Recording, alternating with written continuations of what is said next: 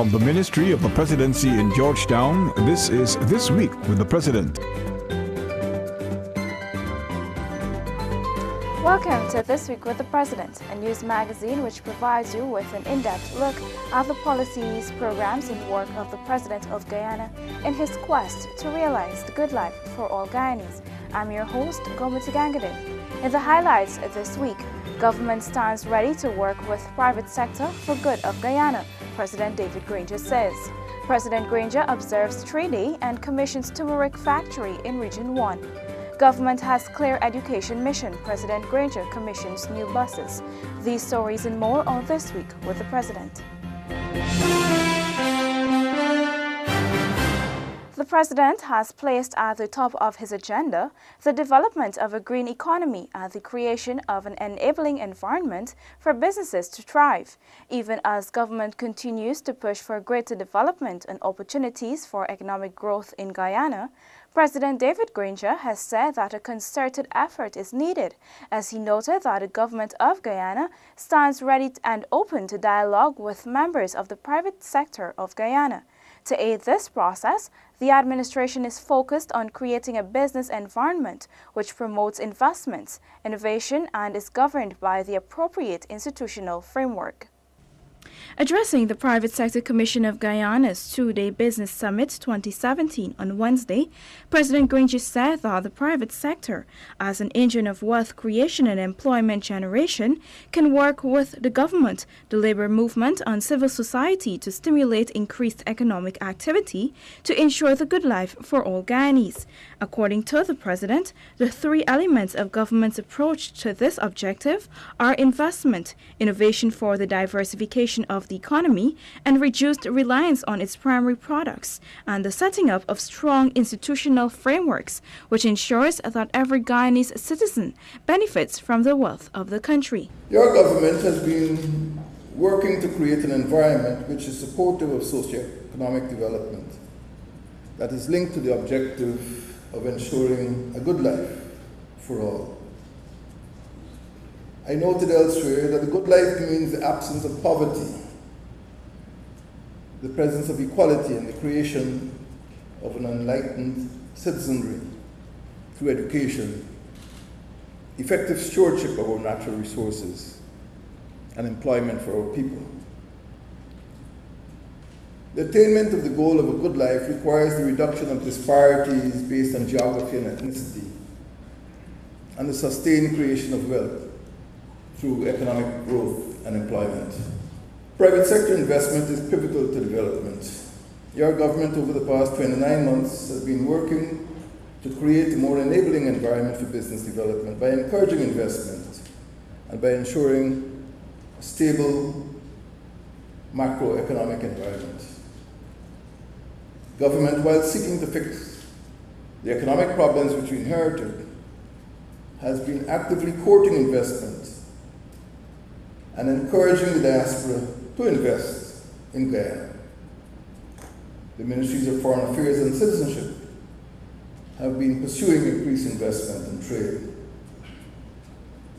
Ladies and gentlemen, Americans, Brazilians, the British, the Canadians, the Chinese, French, Indians, Russians, Surinamese, Turks, Trinidadians are all investing in Guyana.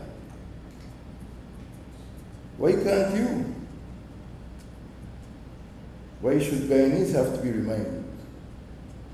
Guyanese should have no good reason for not increasing investment in their own country. Investment is the fuel of economic expansion and employment. Guyana's economy, the president reiterated, has suffered from an over-reliance on primary products or raw materials, even as he pressed for innovation in the manufacturing sector.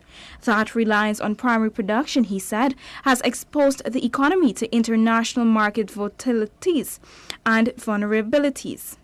The curse of the Six Sisters, the subject of much editorializing. Bauxite, gold, fisheries, rice, sugar, and timber does not arise from the character of the commodities, but in the overdependency on raw products, the lack of innovation, the absence of diversification, and the neglect of value-added manufacturing. These sectors have served us well, but failure to innovate and diversify has made us vulnerable to exogenous shocks. A decline in the price of these commodities or a loss of market access often leads to distress.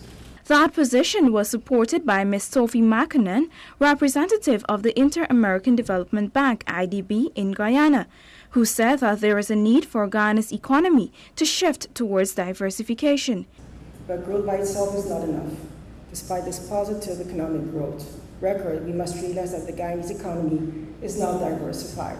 Over 90% of exports earning are from primary commodities, rice and gold being the main, 2 out of 6. Still, Guyana ranks 121 out of 138 countries in the 2016-17 Global Competitiveness Report, published by the World Economic Forum. This weakness, combined with heavy reliance on few commodity exports, makes the economy very vulnerable to external shocks and to international downturns. With Guyana actively pursuing a green agenda, President Granger said that there are opportunities for members of the private sector to seize upon innovative investment opportunities, which fall in line with a green state policy that emphasizes the preservation of Guyana's rich biodiversity, the protection of the environment, the provision of ecotourism and educational services, and the promotion of renewable energy generation. It could open business opportunities in agriculture, banking, biodegradable packaging, construction, distribution services, ecotourism, green transportation, information and communication technology, energy-saving equipment and energy generation equipment from sustainable sources, manufacturing and recycling. So there's much to learn through innovation and diversification. But even as investments and innovation are important, President Granger said that the government is working to modernize and transform the absurdly outdated adherence to the colonial three-county system, which still pervades the public administration system. It is for this reason, President Granger said, that capital towns were created in Mabaruma, Letham, Bartica, and with Madia soon to be named a town. Every region in the country will have at least one economic center aimed at creating real frontiers of economic development. Mr. Norman McLean, former chairman and member of the Private Sector Commission, in brief remarks said that the hosting of this summit is overdue, as the last one of this nature was held in 1999.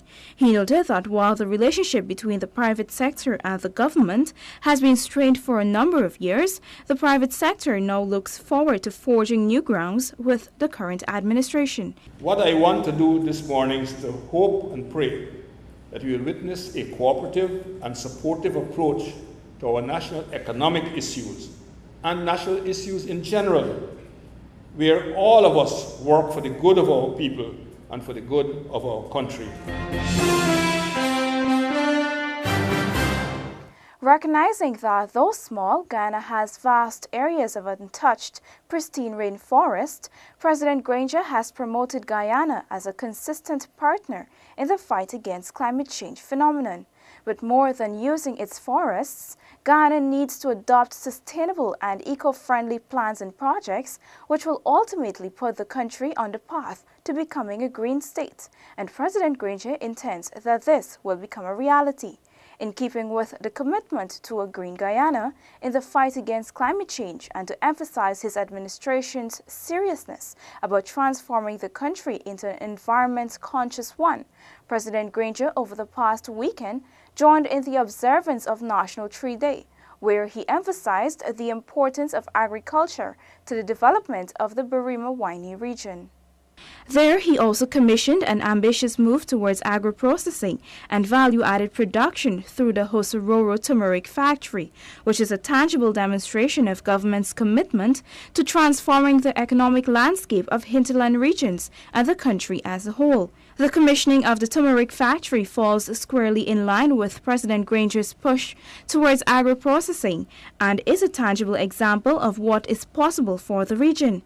The President told residents, regional officials and Ministry of Agriculture officers that Region 1 holds great agricultural production potential, which can transform it into a prosperous economic hub once it is utilized in a sustainable manner.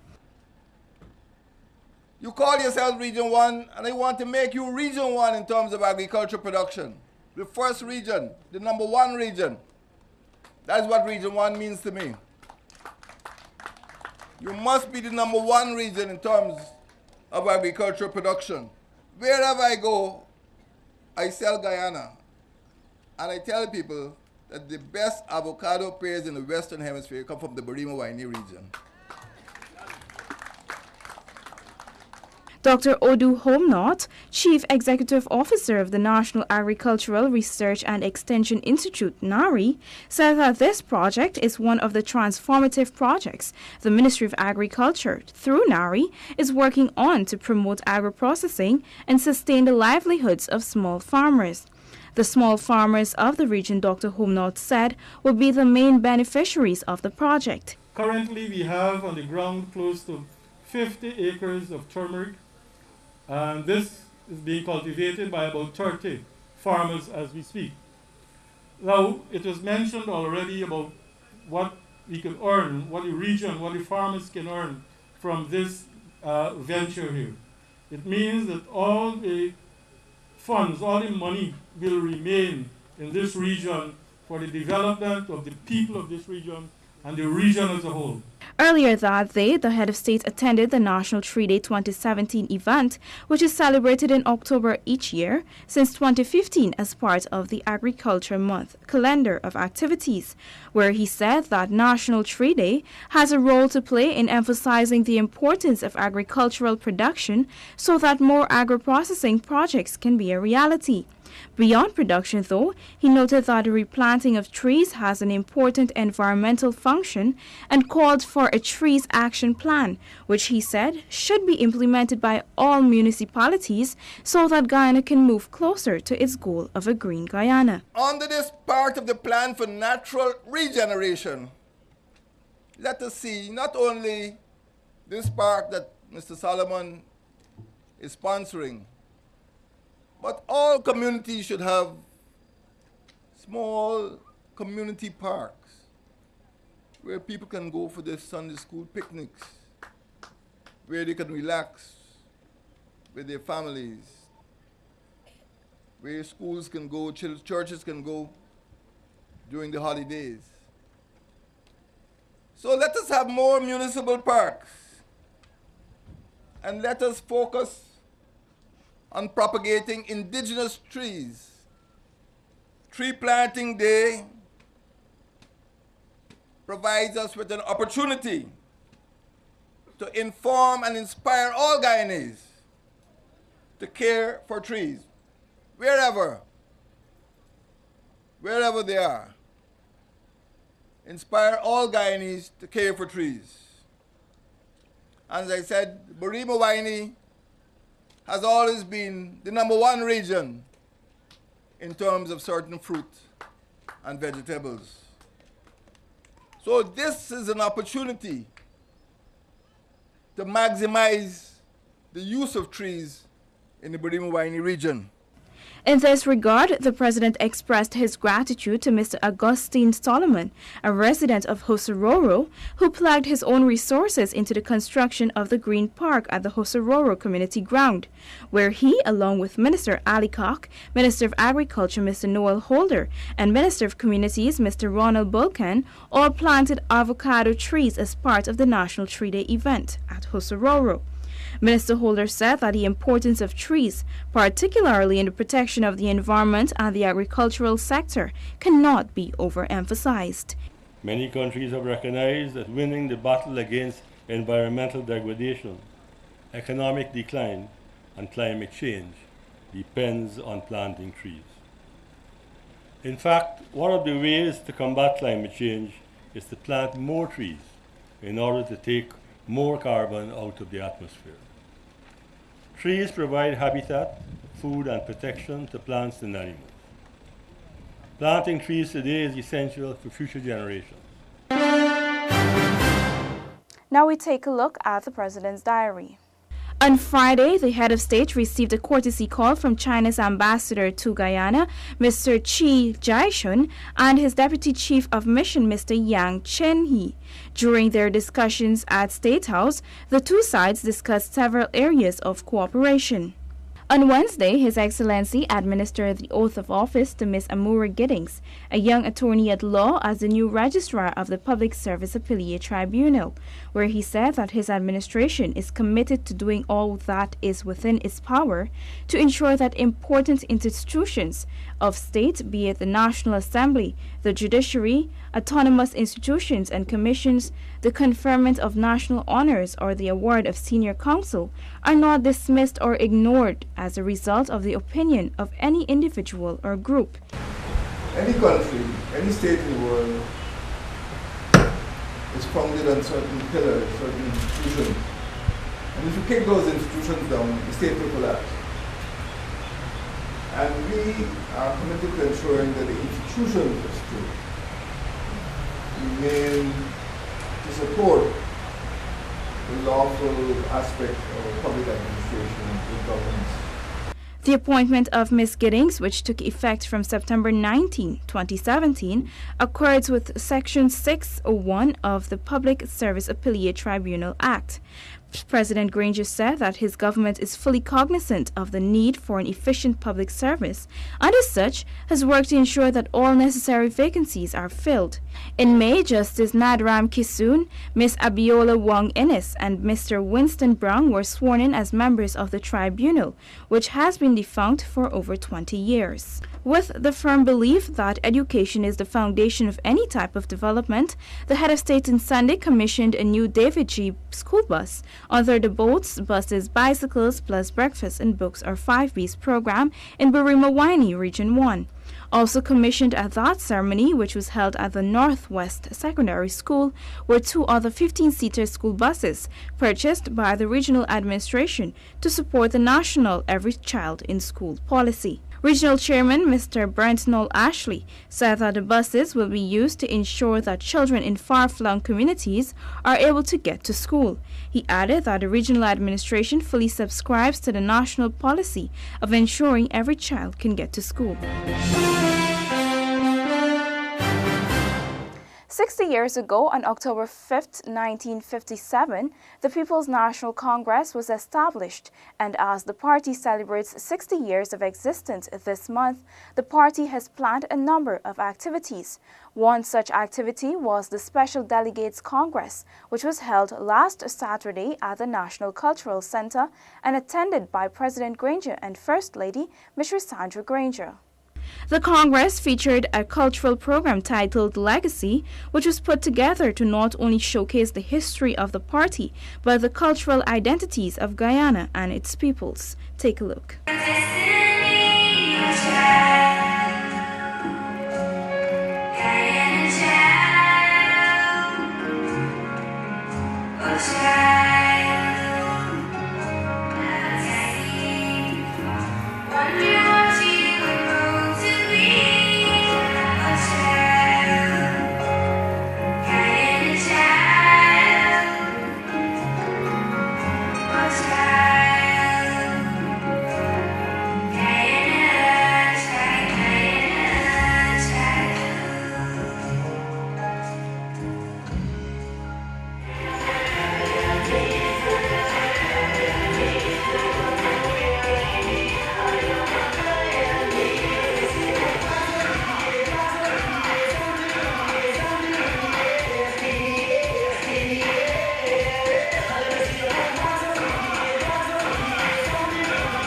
hoped you enjoyed that as much as the attendees did.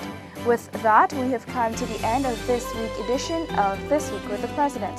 Thank you for joining me. For regular updates on the Ministry of the Presidency, go to our website at www.motp.gov.gy,